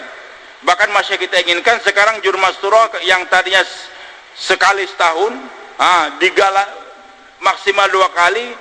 Dalam kita musyawarah terakhir ini masih kita muzakarah 2 kali setiap tahun. Bahkan di beberapa desa di India, tapi kita jangan dulu. Ada yang jur masturahnya 2 bulan sekali. 2 bulan Karena begitu banyaknya sekarang Mas Turah yang ada di Jakarta. Nah, untuk kita Indonesia sekarang 2 kali setahun. Maka penanggung jawab harus mentargetkan kapan juru Mas Turah kita di tempat kita masing-masing. 2 kali setiap tahun. Sehingga nggak dadakan. Dari juru Mas Turah tadi kita hadirkan tujuannya untuk mentarget mereka tadi, bahwa perempuan-perempuan jangan sampai stagnan hanya dengan 15 hari 10 hari, tapi hendaklah meningkat jadi 40 hari ataupun 2 bulan. Programnya diringankan. Pertama, talim. Talim nggak harus 1 jam, tidak. Kalau sekiranya sudah talim 10 menit, sudah kumpul langsung kita bayar. Tidak harus 1 jam. Baru berjalan talim 10 menit, ternyata sudah kumpul semua, langsung kita berikan targipan. Targipan setengah jam atau 3/4 jam paling panjang, dan targipannya adalah khusus untuk wanita, bagaimana meningkatkan pengorbanan. Setelah itu kita tashkil. Dan sebelum kita tashkil, sudah kita musyawarah antara laki-laki, nanti yang tashkil untuk negara jauh siapa, untuk yang IPB siapa, tulis kertasnya tadi sudah kita siapkan. Sehingga waktu tashkil nanti kita target perempuan-perempuan yang sudah pernah IPB 40 hari. Jadi yang sudah pernah 40 hari ke India boleh ke negara jauh, tidak hanya yang 2 bulan saja. Atau dia sudah pernah 40 hari ke Bangladesh saja, boleh juga untuk ke negara jauh. Target nanti yang akan ke negara jauh, yang sudah pernah, bagi tahu persyaratannya untuk ke negara jauh, suami sudah pernah baik, ini nanti kita jelaskan. Yang penting target negara jauh. Kemudian yang IPB siapa, 15 hari siapa, sudah kita bagikan kertasnya sebelumnya tadi. Kita laki-laki pun kumpul juga, mereka kumpul, kita sendiri, kita laki-laki kumpul. Silakan yang negara jauh dengan sebulan, yang mau IPB dengan sebulan, yang 15 hari atau 40 hari dalam negeri siapa dengan sebulan. Sudah selesai, kita kumpulkan kertas juga kita. Nah, kumpulin lagi itu perempuan yang kedua kali. Nah, kita bacakan bahwasanya akan berangkat ke negara jauh bulan ini, bulan insyaallah. Yang akan berangkat ke IPB minggu depan sebulan. Yang akan berangkat 40 hari sebulan, yang cash 15 hari sebulan. Sudah selesai. Setelah itu baru kita berikan targipan yang berikutnya, pentingnya menyiapkan rumah-rumah yang baru. Jadi targipan ini belum selesai nih, juru Mas Turahnya. Karena sekarang begitu banyaknya Mas Turah yang akan keluar dari kerajaan Allah, sementara rumahnya berkurang, maka kita target supaya ibu-ibu yang hadir untuk menyiapkan rumahnya siap untuk dikunjungi jamaah Mas Turah. Bersedia insyaallah teman-teman. Hadir Mas Subhanahu wa taala, berikan fadilahnya. Fadilah bagaimana kalau kita tamu yang datang membawa rahmat, keluar membawa dosa. Dan setiap tamu yang datang ditemani oleh 70.000 malaikat pagi. Kalau dia 3 hari 3 malam berarti 70.000 dikali 6. Berapa tuh? 420.000 malaikat. Yang datang 5 pasang berarti 10. Berarti berapa? 4.200.000 malaikat di rumah kita. Insyaallah bersedia, Pak. Kita targiban, catat rumah yang siap untuk menerima Mas Turah. Setelah itu baru kita selesaikan dengan doa gitu. Hadirin Allah Subhanahu wa taala. Nah, setelah kita keluar 10 hari atau 15 hari, tapi untuk persyaratan 15 hari 10 hari, suami sudah pernah 40 hari. Sudah pernah berapa? Bukan daftari full. Kalau suaminya tentara, polisi, pegawai negeri, setiap tahun 40 hari keluar, tapi daftar lari. 12 hari full yang didaftari, nggak bisa keluar 15 hari Mas Turah. Tidak bisa keluar, jangan dipaksakan, Pak. Loh, kalau gitu nggak bisa keluar 15 hari, bisa. Target istri kita untuk menangis, kita juga nangis supaya dapat cuti 40 hari, supaya dapat. Jadi tangisan istri tadi bagaimana supaya bisa saya keluar 15 hari, bukan. Bagaimana suami saya betul-betul jadi dai. Kok suami saya sampai sekarang daftari bukan dai ini dai daftari nih. Maka dia nangis, ya Allah mudahkan suami saya 40 hari full, dia polisi, mudah-mudahan berangkatkan. Sebagai polisi enggak jadi halangan, Pak, kalau dia betul-betul nangis. Dulu waktu kami keluar di Sentani di Papua itu, Kapolresnya namanya Pak Muhammad Matius Fakiri, tadinya Kristen, dia tugas di Brimob di Banjarmasin, kawin dengan orang Banjarmasin, punya anak 4, 2 keribu, 2 ganteng, semua ganteng, cuman yang 2 keribu kayak, dia semangat. Kita datang sana, Ustadz, anak buah saya 40 hari silahkan, tapi ke Jawa, kalau kurang duit bagi tahu komandan. Allah mampu untuk gerakan hati-hati begitu. Maka hadirin Allah, untuk 15 hari atau 10 hari betul-betul supaya suami sudah pernah 40 hari full, bukan 40 hari daftari. Kalau nggak bisa, nangis kuat-kuat, tarik bisa nangis kuat, supaya suaminya betul-betul bisa 40 hari. Insyaallah kita niatkan demikian. Hadirin Allah Subhanahu wa taala. Baik. Tapi untuk berangkat ke IPB, dan perempuan tadi untuk berangkat 15 hari sudah pernah 3 kali berapa? 3 hari 3 kali. 3 hari 3 kali. Kalau baru 2 kali saja nggak bisa. Harus ditargetkan berapa? 3 hari. Cuman dimudahkan saja, Pak. Selesai 3 hari minggu ini, minggu depan ada jamaah 15 hari. Oke, silahkan berangkat. Oh nggak bisa, 3 bulan akan datang. Enggak. Pokoknya sudah 3 hari 3 kali, silahkan berangkat untuk berikutnya berapa? 15 hari. Hadirin Allah Subhanahu wa taala. Baik. Kemudian tadi dalam Jurumasturah tadi saya katakan kita galakkan supaya perempuan berangkat ke IPB, Nah, untuk IPB dimudahkan oleh masyayikh kita. Yang penting perempuan tadi sudah pernah keluar 15 hari atau 10 hari bersama suaminya, dan suami sudah pernah 40 hari walaupun dalam negeri. Ataupun itu perempuan belum pernah 15 hari 10 hari tapi pernah 5 kali 3 hari, maka langsung berangkat, bisa berangkat ke India, Pakistan. Insya Allah kita niatkan, Pak. Jadi ibu-ibu ya, istri bapak yang sudah pernah 5 kali 3 hari bersama bapak nih, kemudian juga istri suami yang sudah pernah 40 hari langsung bisa berangkat ke India, Pakistan. Insya Allah kita niat 2 bulan ataupun 40 hari. Baik, hadirin Allah Subhanahu wa taala. Tapi nanti kalau setelah selesai di India, Pakistan, ternyata mau keluar 40 hari dalam negeri, maka persyaratan tetap suami harus berangkat 4 bulan baru diizinkan 40 hari dalam negeri. Atau ingin berangkat ke negara jauh, maka suaminya cepat-cepat dikembalikan ke India, Pakistan 4 bulan lagi baru boleh ke negara jauh. Jadi kalau suaminya belum pernah EPB 4 bulan, maka berikutnya belum bisa ke negara jauh. Bisa dipaham teman-teman, insyaallah. Semoga Allah mudahkan kita untuk berangkat. Hadirin Allah Subhanahu wa taala. Nah, untuk berangkat ke negara jauh tadi persyaratannya suami istri sudah pernah EPB dan suaminya sudah pernah 4 bulan ke EPB. Insyaallah kita niatkan.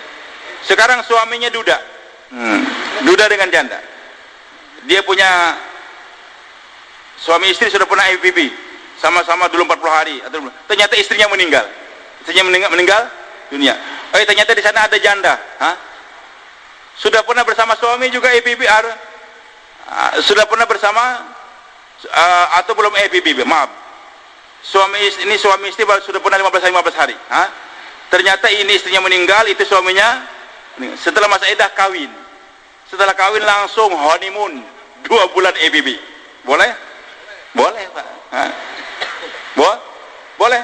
Jadi yang ini duda sudah pernah 15 hari sebelumnya atau 10 hari, yang itu janda sudah pernah, boleh. Tapi kalau sekiranya janda dengan anak muda belum kawin, nggak bisa. Loh, saya kan sudah pernah 15 hari dengan suami yang saya dulu. Ya, tapi suami kamu belum pernah keluar. Jadi kalau suaminya tadi bujangan ataupun duda juga tapi belum pernah keluar mastura, nggak bisa langsung berangkat dikarbitkan begitu. Semoga Allah pahamkan saya dan teman-teman. Baik, hadirin Allah Subhanahu wa taala. Untuk selanjutnya, Pak, ini masalah keluar. Sekarang kita memerlukan rumah-rumah nih. Semakin banyak keluar jamaah mastura, maka hadirin Allah kita siapkan rumah kita untuk keluar. Kemarin waktu kita di Nizamuddin, waktu kita Musyawarah 2013, langsung kita menghadap pengesahan. Berapa idealnya berapa pasang untuk keluar 3 hari ataupun 15 hari untuk di Indonesia? Beliau katakan bagaimana kondisi rumah-rumah di Indonesia. Kita jelaskan. Akhirnya beliau katakan kalau begitu Indonesia untuk keluar mastura 4 pasang saja minimal, maksimal 5 pasang. 4 pasang sampai 5 pasang. Ini mulai saat langsung waktu kita di kamar waktu itu. Hadirin Allah, 2 targetnya nih. Kenapa 5 pasang saja beliau katakan? Supaya semakin banyak rumah-rumah yang bisa ditempati oleh jamaah mastura. Karena rumah kita kan kecil-kecil, Pak, kebanyakannya. Apalagi di daerah Jepang, Korea dan sebagainya. Bahkan ada sebagian negara seperti di Cina cuma 3 pasang saja.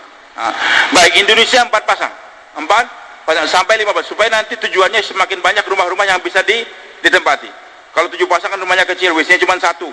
Itu diantaranya. Yang kedua, kenapa 4 pasang atau 5 pasang saja? Supaya kalian waktu bergerak tadi, saya 4 pasang berangkat nih ke satu tempat, daerah baru sekali. Nah, mereka mau keluar 2 pasang, sementara yang menghandle nggak ada. Maka kita gabungkan dengan jamaah kita. Tapi penggabungannya tetap dengan musyawarah orang markas. Munasib nggak digabungkan. Kalau kata orang markas, Ustaz jangan digabungkan dengan Ustaz. Soalnya ada lagi insya Allah minggu depan ini 3 pasang yang lain. Udah jangan digabung. Nanti keluar mereka sama-sama lebih bagus. Tapi kalau memang nggak ada lagi, boleh digabung untuk bersama dengan kita 1 pasang ataupun 2 pasang.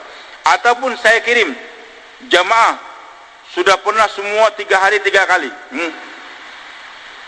5 pasang, tapi amirnya nggak ada yang 15 hari. Saya telepon Jakarta, tolong musyawarahkan, ada rombongan dari Banjarmasin, dari desa sana, mau keluar 15 hari, tapi yang mengamiri nggak ada. Siap nggak orang Jakarta atau daerah tertentu untuk menghandle ini jamaah? Musyawarah, oke, siap, kirim saja tempat kami. Nanti dikirim, baru dibayar hidayah lagi di tempat tersebut. 1 orang gabung sana, maka bisa begini. Hadir Allah.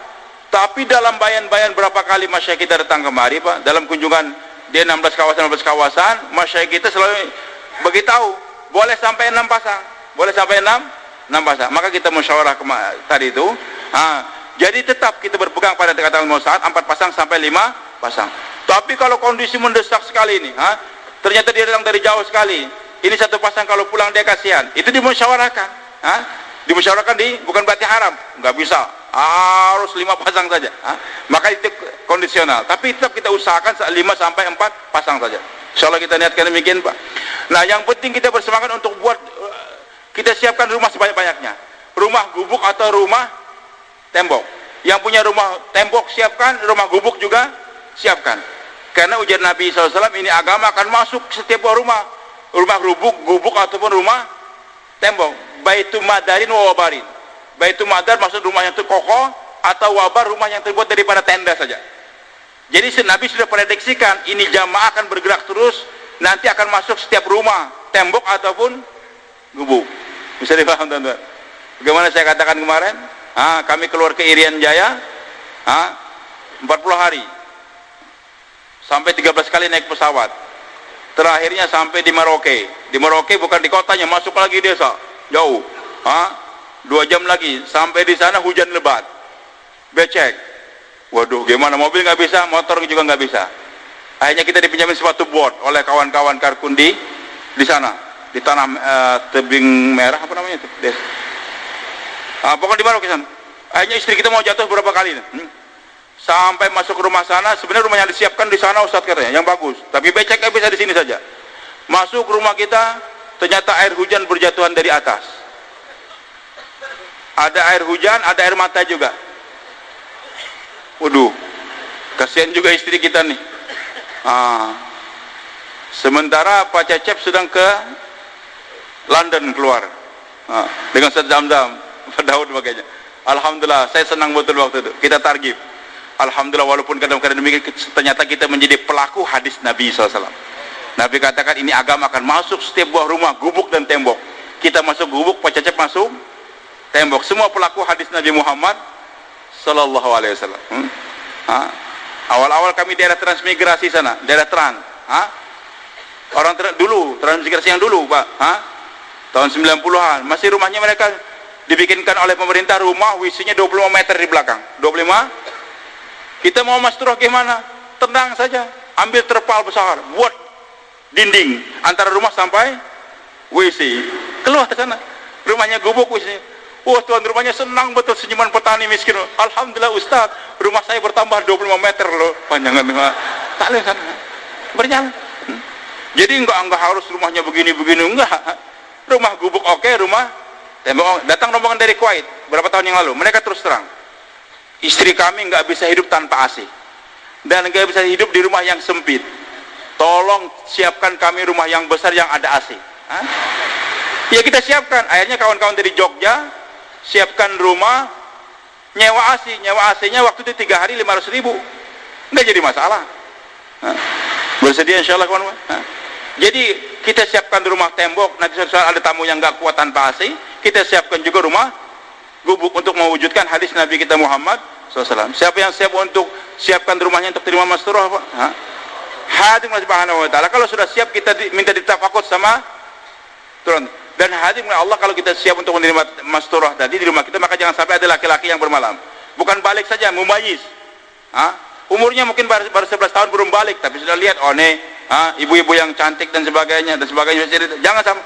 Jadi betul-betul, khususnya di tempat kita ini, Pak, bagi sekarang nih, masya Allah, zaman internet sebagainya, itu anak-anak kecil sudah paham dia perkara demikian. Maka betul-betul dia bermalam bersama dengan ayahnya. Kalau enggak, ditempatkan di tempat siapa? Pamannya dan sebagainya. Yang penting jangan berada di rumah tadi. Dan hadir Allah Subhanahu wa taala. Kadang-kadang kita semangat untuk terima jamaah masturah nih, tapi istri kita agak tua juga, nggak bisa untuk maka tamu harus paham. Tuan rumah kita istirahatkan, jangan sampai dia masak. Kalau tidak, kadang-kadang ada tamu dari luar negeri juga, bermalam, banyak maaf nih, di rumah Pak Cecep datang tamu dari Pakistan atau dari Saudi Arabia, sementara mungkin tuan rumah istrinya sudah tua, maka kita minta orang Makomi untuk menghandle, ataupun kita musyawarah, udah selama makan 3 hari tamu, kami yang menghandle-nya, kita oper makanan di sana. Ataupun di rumah saya nih, ternyata adik saya perempuan, dia pandai masak, boleh dia bermalam di rumah saya tadi karena mahram saya juga, untuk membantu untuk masak tadi, itu dibolehkan. Tapi asal nimbrung itu saja nggak bisa, Pak. Namanya nusrah full katanya, jangan, harus betul-betul dengan musyawarah. Baik, hadirin Allah Subhanahu wa taala. Kemudian juga Nabi SAW sabdakan, man jahazza ghazan faqad ghaza wa man khalafa ghazan fahli faqad ghaza. Siapa yang memberangkatkan orang yang keluar jalan Allah, dia juga mendapatkan pahala sama dengan yang berangkat. Dan siapa yang menjaga keluarga orang yang keluar jalan Allah, dia mendapatkan pahala sama dengan yang berangkat juga. Maka sekarang hadis Nabi kita ingin amalkan, Pak. Teman kita mau berangkat, anaknya banyak, 2 atau 3 atau 10 anaknya, maka udah kamu berangkat saja, saya akan menghandle anak kamu. Maka yang menghandlekan anak orang yang keluar jalan Allah, dia mendapatkan pahala yang sama dengan yang keluar. Kalau anaknya banyak 10, maka kita target siapa ahbab karkun suami istri yang tinggal di rumah tersebut, itu juga bisa, dan dia mendapatkan pahala yang sama. Bersedia insyaallah, teman-teman. Siapa yang siap untuk menghandlekan anak-anak yang keluar jalan Allah? Coba kemarin kita sampaikan, kalau sekiranya saya dititip anak tadi, Pak, paham. Sekarang saya nitip anak saya tahu yang dititip orangnya miskin, maka saya berkata, tolong titip anak saya 3 hari ya, ini untuk belanja dia, juga untuk belanja adik-adiknya juga yang lain. Kita lebihkan sehingga nanti yang tuan rumah tadi tanya, Bi, kapan lagi anaknya Ustaz Lutfi ke rumah kita, Bi, ya? Enak nih kalau adanya anak Ustaz Lutfi itu, masya Allah, kita dapat kiriman coklat banyak, Bi. Senang. Jangan memberikan beban. Tapi kalau yang dititip orang kaya, yang dititip orang miskin, mau ngasih duit, nggak usah, kau bawa uang kamu untuk keluarga Allah. Anak kamu anak saya handle. Sekarang yang nitip miskin, yang dititip juga miskin. Maka orang Makomi harus punya otak, Pak. Orang Makomi harus punya otak, jangan cuma naskil orang, lagi orang teriak-teriak, anak nangis, Pak RT ribut, kok kenapa ada tangisan tengah malam tadi? Oh, ternyata rumahnya si fulan dapat titipan 3 anak kelaparan semuanya.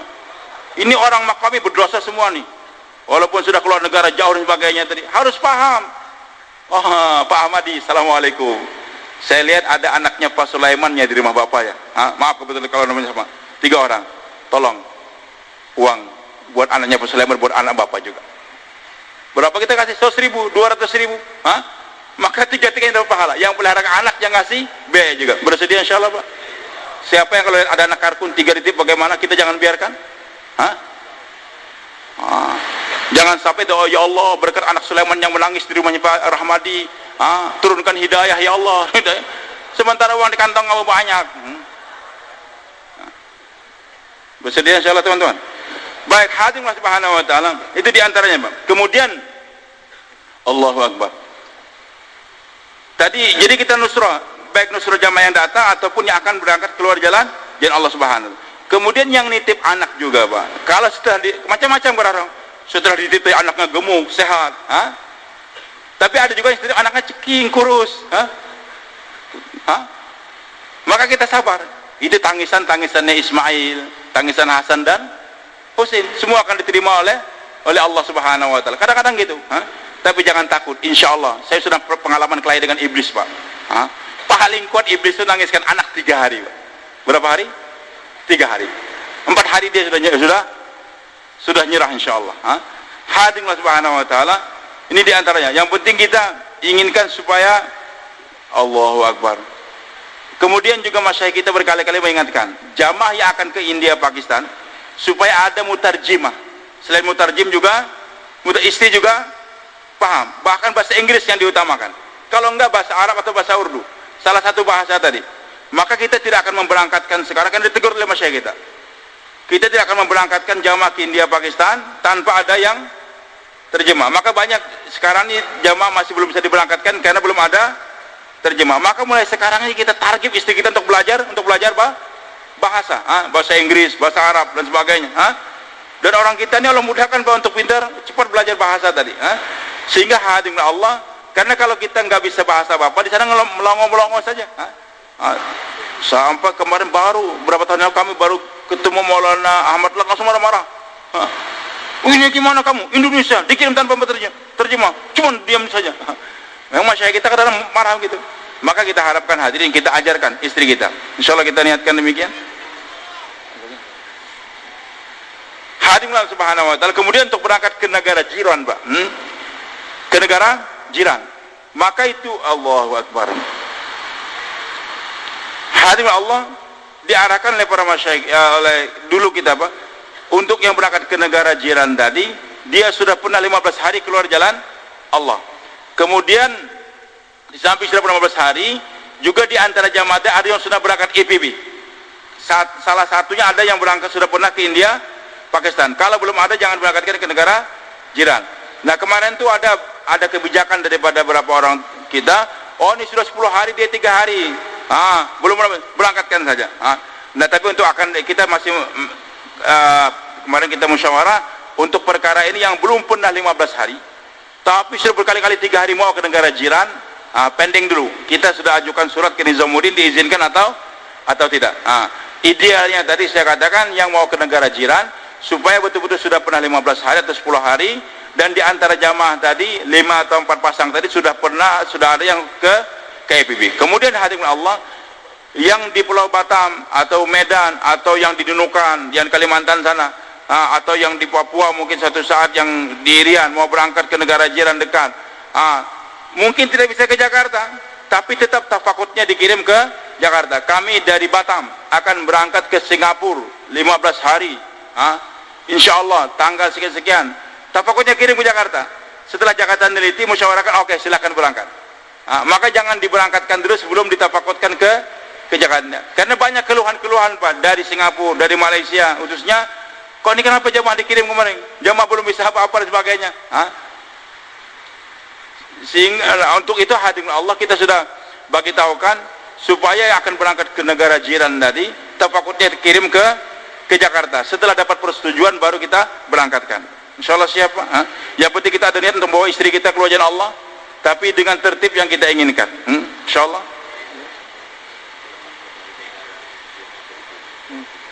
Juga hadirin Allah Subhanahu wa taala, ini memang orang kita ini tadi digalakkan mudah tapi diarahkan ke orang susah. Berangkat ke India Pakistan 2 bulan, 2 negara.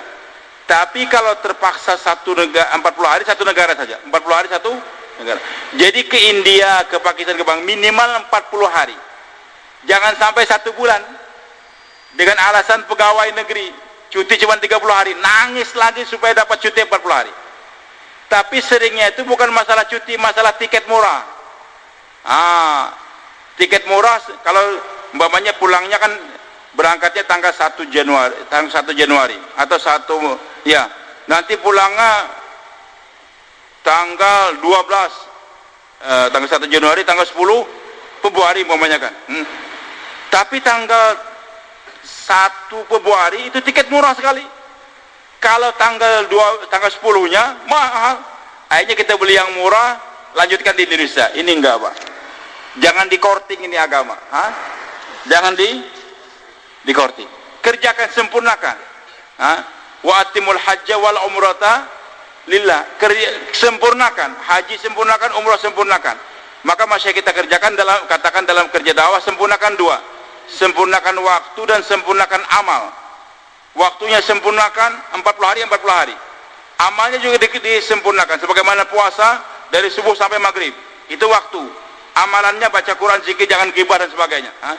Maka hadir beberapa jamaah nih, Masya Allah, aneh, 20 hari dari India pulang, minta bayaran tangguh. Kami sebelumnya sudah gerak 40, sebelah gerak katanya, taunya gara-gara tiket. Nah, kita tidak mengatakan ini haram, enggak diterima oleh Allah dan sebagainya. Pahala tetap ada, tapi saya katakan tadi tidak akan membawa kepada perbaikan dalam ini kerja. Bersedia insyaallah, Pak. Jadi betul-betul kita sempurnakan 40 hari di India, 40 hari nanti dipakai di Bangladesh. Jangan sampai gara-gara tiket tadi. Dan kalau kita ada semangat untuk menyempurnakan, tadi ada pertanyaan di beberapa daerah, saya nggak katakan daerahnya. Ini kan nanti istimewa Juru Kudama bulan Desember. Apalagi kita putuskan tanggal 18 Desember apa itu? Juru Kudama nanti. Wah, itu dari kami susah. Harga tiket sampai 4 juta, sampai 5 juta.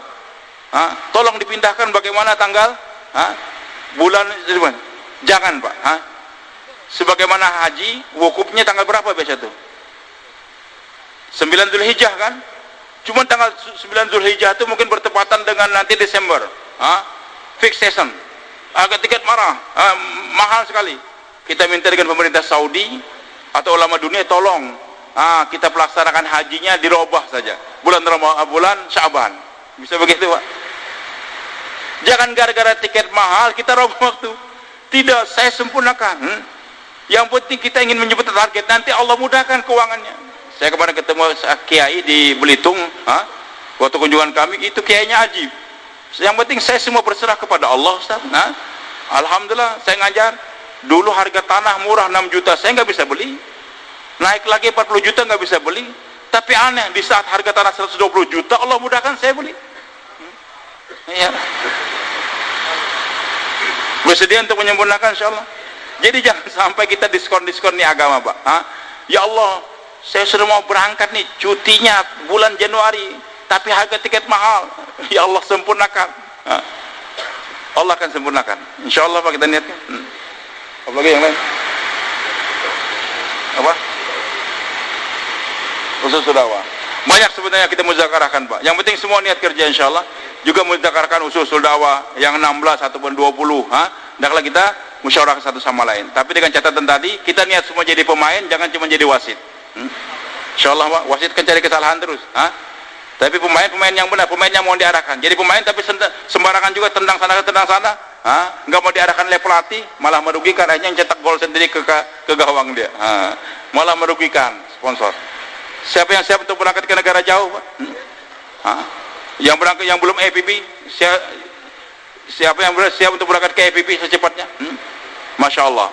Yang 15 hari istiqomah, yang niat 3 hari setiap 3 bulan, yang belum kawin niat kawin. Semoga Allah terima kita semua, insyaallah. Kita siap-siap untuk sholat isya, Pak. Nanti insyaallah kita besok pagi akan kita lanjutkan lagi muzakarah kita sampai nanti kita menjelang zuhur. Subhanakallah wa bihamdik, asyhadu an la ilaha illa anta, astaghfiruka wa atubu ilaik.